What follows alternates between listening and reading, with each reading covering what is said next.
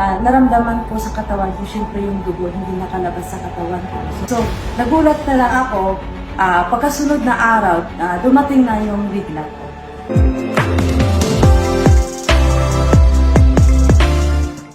Ako nga pala si Julina Ganagana, OFW sa Qatar.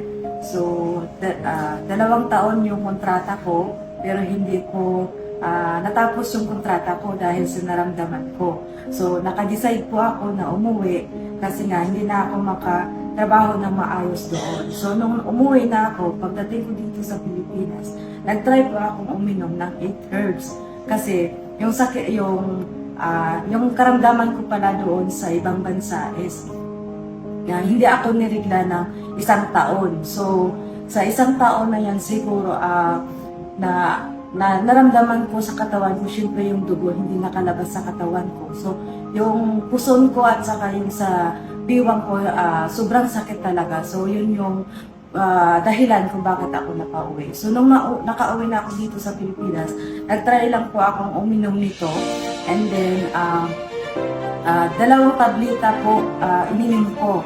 Simula nung umaga 2, and then nung bago ako matulog 2 din.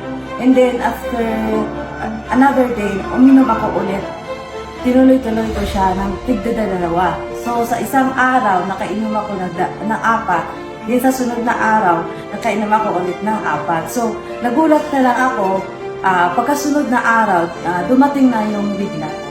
So sobrang thankful talaga ako dito sa 8 herbs kasi malaking tulong po siya sa akin. Kasi sobrang kinakabahan na kasi ako that time kasi syempre grabe na talaga yung naramdaman ko doon sa ibang bansa.